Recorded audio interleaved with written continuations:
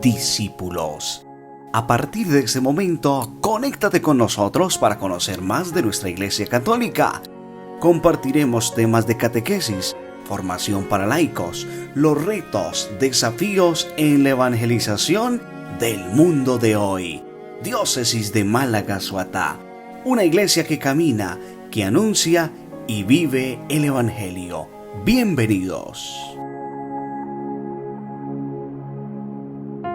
En continuidad con nuestro plan de formación diocesano, más particularmente con el tema de los dogmas marianos, se expone a continuación el dogma de la Inmaculada Concepción y el dogma de la Asunción de la Santísima Virgen María.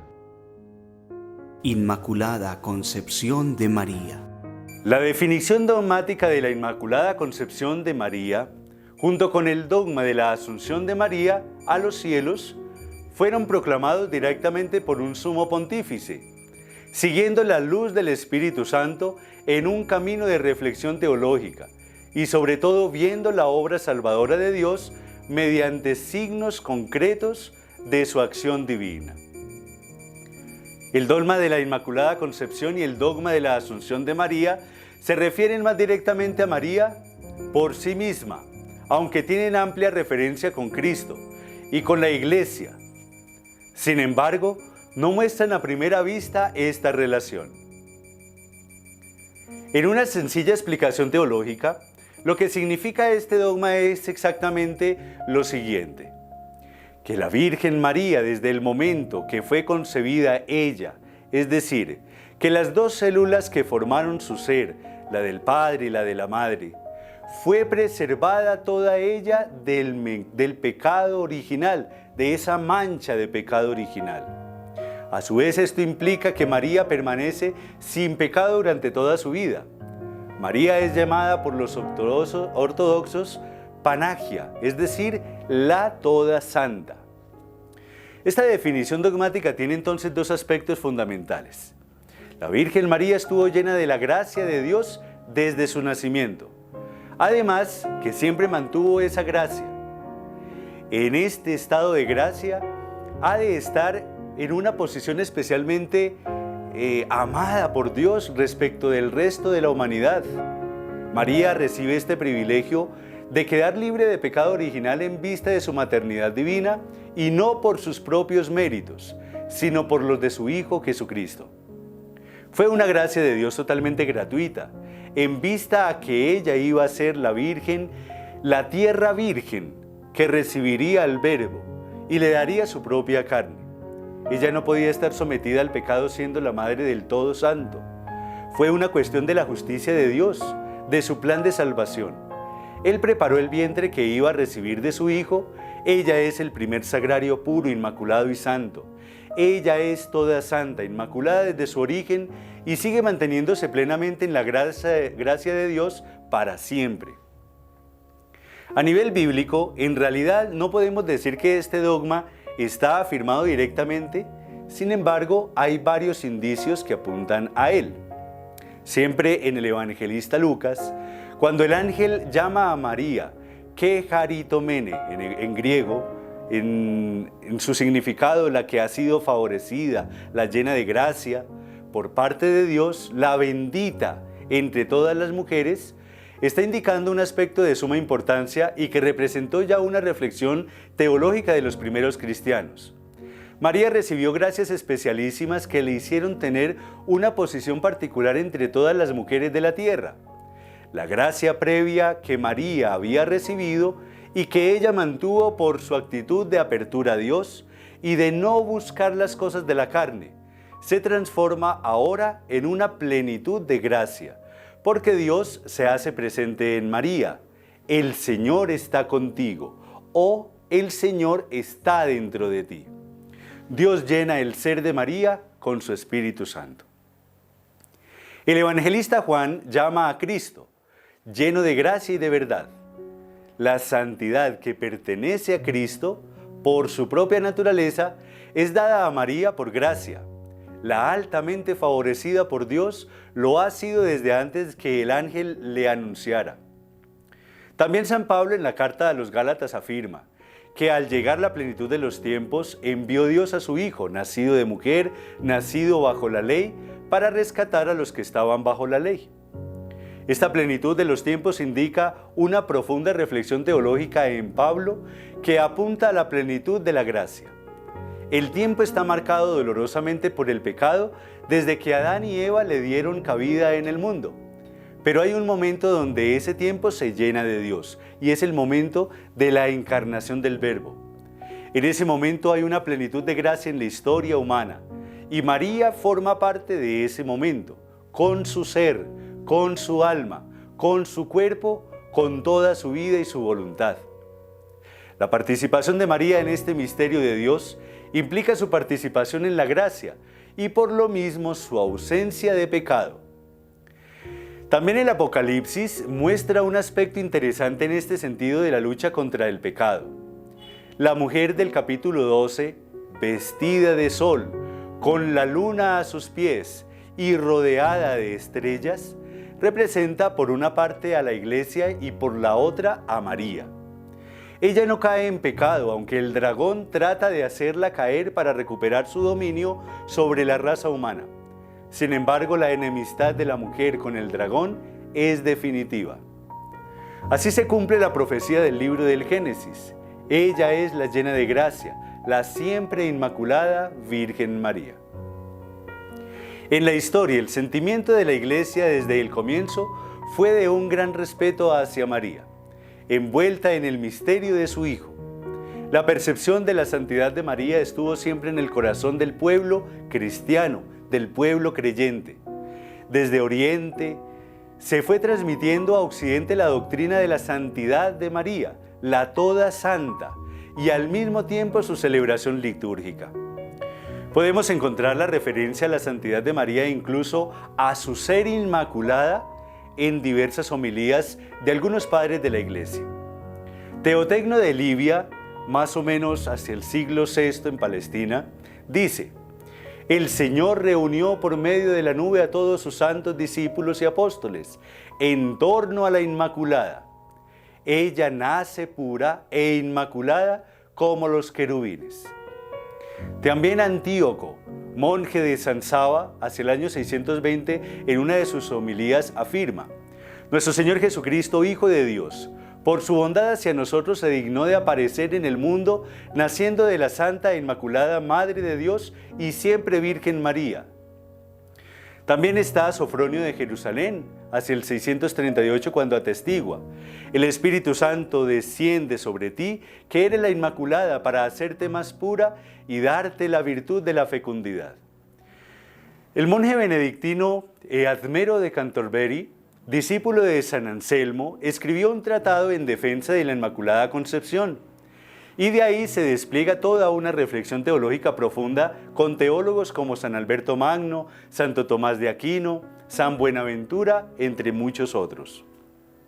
Deben pasar también muchos años de ferviente oración, reflexión teológica y madurez eclesial, para que en el 1849 el Papa Pío IX haga un sondeo con la encíclica Ubi Primum, y el resultado es casi absoluto a favor de la proclamación doctrinal del dogma.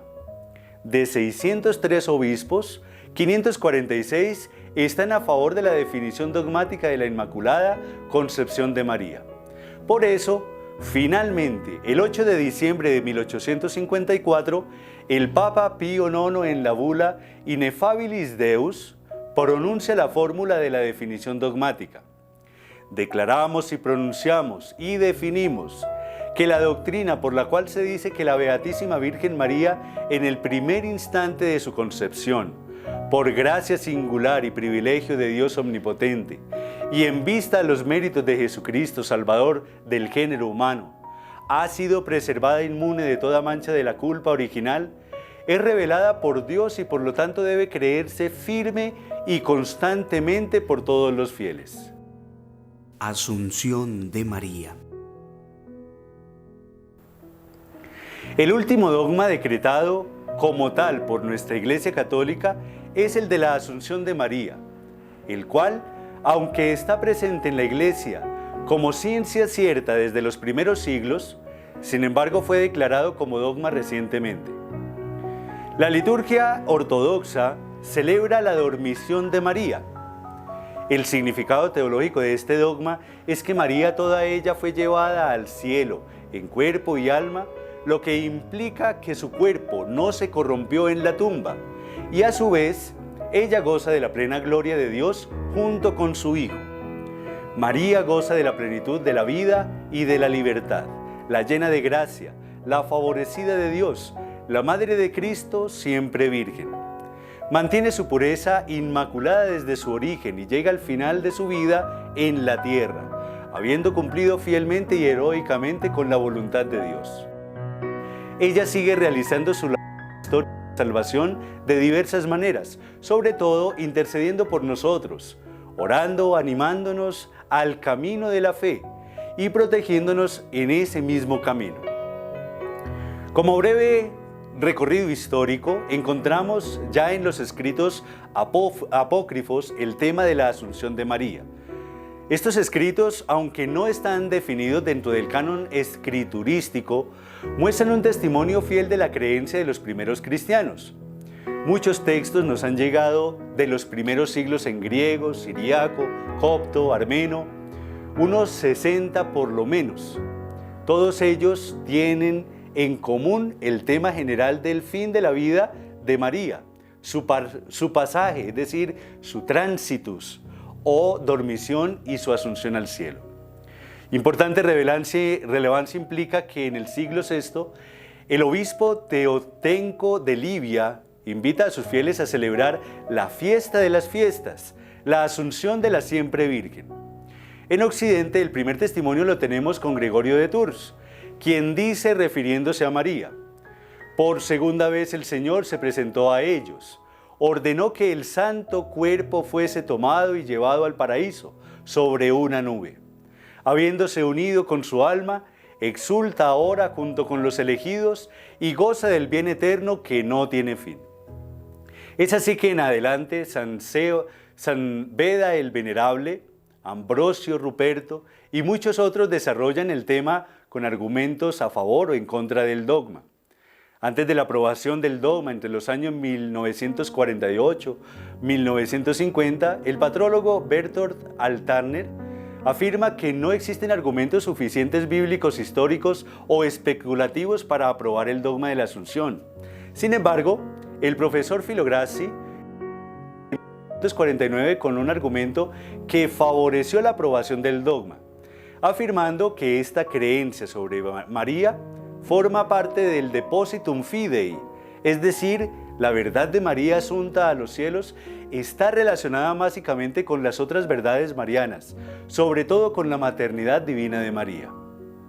Un dato relevante es la celebración litúrgica de este acontecimiento desde Oriente a Occidente en los primeros siglos. La teoría más probable es que esta fiesta se comenzó a celebrar en Jerusalén, en el lugar del sepulcro de María, y luego el emperador Mauricio ordenó que esta celebración tuviera lugar en todo el imperio. Esta fiesta se volvió muy popular, hasta tal punto que en el año 1000 se enumeró entre los días que habían de guardar el reposo festivo. Así sería la importancia. Por lo tanto, en Oriente con la dormición y en Occidente con la Asunción, se ha celebrado litúrgicamente este momento de María hasta el día de hoy. Al hablar bíblicamente, este dogma no tiene un asidero o una prueba evidente, lo cual es parte de las críticas recibidas. Sin embargo, tomamos algunos pasajes donde se puede percibir lo que implica la Asunción de María. San Pablo, en su primera carta a los tesalonicenses, habla del misterio al cual seremos atraídos por Dios, cuando dice: el Señor mismo, a la orden dada por la voz de un arcángel y por la trompeta de Dios, bajará del cielo, y los que murieron en Cristo resucitarán en primer lugar. Después nosotros, los que vivamos, los que quedemos, seremos arrebatados en nubes, junto con ellos, al encuentro del Señor en los aires. Y así estaremos siempre con el Señor. En esta referencia bíblica se cumple en que la Virgen María Asunta ya vive este encuentro debido a su especial realidad dentro de la historia de la salvación. También en la carta a los Corintios, Pablo manifiesta esta realidad de María. Mirad, os revelo un misterio. No moriremos todos, mas todos seremos transformados. Los muertos resucitarán incorruptibles y nosotros seremos transformados. La Virgen María, por lo mismo, es la primera persona de la Iglesia que ha recibido esta gracia en revestirse de inmortalidad. En ella la muerte ha perdido, en ella se ha dado la victoria de Dios, porque ella nunca pecó y fue resucitada por Cristo, también como un premio merecido a su vida de servicio, entrega y amor a Dios. También en el libro del Apocalipsis, en el capítulo 12, que siempre hemos tenido en cuenta, nos habla de una mujer en el cielo. Cuando en la Sagrada Escritura se habla del aspecto cósmico, como de la mujer vestida de sol, con la luna a sus pies y dos estrellas sobre su cabeza, prefigura a María llevada a la gloria celeste y a su vez forma parte del ámbito divino. Con todo lo anterior, en María ya se ha vencido la corruptibilidad. Ella ya está en Dios, la llena de gracia está ahora y definitivamente llena de la gloria de Dios. En palabras del Apocalipsis, ella no necesita ni de sol ni de luna, porque ella está plenamente llena del Cordero. Su Hijo es la lámpara para toda la eternidad. El día 1 de noviembre de 1950, el Papa Pío XII proclama solemnemente en la Constitución Apostólica Munificentissimus Deus el dogma de la Asunción de María al cielo. Esta declaración va precedida de una encuesta universal a los obispos y ya en el Concilio Vaticano I, 204 padres conciliares habían propuesto definir el dogma. La augusta Madre de Dios, unida en todo a Cristo en un mismo decreto de predestinación, inmaculada en su concepción, virgen muy pura en su divina maternidad, compañera generosa del Divino Redentor, quien logró la victoria plena sobre el pecado y sus consecuencias, ha en fin obtenido como la corona suprema de sus privilegios de ser preservada de la corrupción de la tumba, y como su Hijo, después de haber vencido la muerte, ser elevada en cuerpo y alma a la gloria más alta de los cielos, para resplandecer como una reina a la derecha de su Hijo, el Rey inmortal de los siglos. La Constitución Apostólica termina afirmando la verdad mariana como dogma con su anatema, en caso de no ser creído. Nos afirmamos y definimos como dogma revelado por Dios, que la Inmaculada Madre de Dios, María siempre Virgen, después de cumplir su vida terrenal, fue elevada en cuerpo y alma a la gloria celeste. En consecuencia, si alguien que a Dios no le agradará, osara voluntariamente poner en duda lo que ha sido definido por nos, que lo sepa, que ha abandonado totalmente la fe divina y católica. A nivel de conclusión general de este tema tratado, los dogmas de la Santísima Virgen María, podemos decir que estas verdades marianas han estado en el credo de la Iglesia desde el principio, desde la misma referencia bíblica, con el fin de comprender y aclarar mejor las verdades de Cristo y de la Iglesia. Oración del Papa Francisco a la Inmaculada Concepción. Virgen Santa Inmaculada, a ti que eres el orgullo de nuestro pueblo y el amparo maternal de nuestra ciudad, nos acogemos con confianza y amor. Renueva en nosotros el deseo de ser santos, que en nuestras palabras resplandezca la verdad, que en nuestras obras sean un canto a la caridad, que en nuestro cuerpo y en nuestro corazón brillen la pureza y la castidad, que en nuestra vida se refleje el esplendor del Evangelio. Ayúdanos a estar siempre atentos a la voz del Señor, que no seamos sordos al grito de los pobres, que el sufrimiento de los enfermos, de los oprimidos, no nos encuentre distraídos, Que la soledad de los ancianos, la indefensión de los niños no nos dejen indiferentes. Que amemos y respetemos siempre la vida humana. Haz que nunca perdamos el rumbo de este mundo. Que la luz de la fe ilumine nuestra vida. Que la fuerza consoladora de la esperanza dirija siempre nuestros pasos. Que el ardor entusiasta del amor inflame siempre nuestro corazón y que nuestros ojos estén fijos en el Señor, fuente de la verdadera alegría. Eres toda bella María.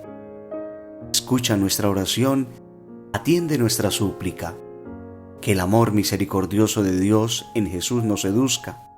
Que la belleza divina nos salve a nosotros, a nuestra ciudad y al mundo entero. Amén. Ante tu presencia, viva en el altar.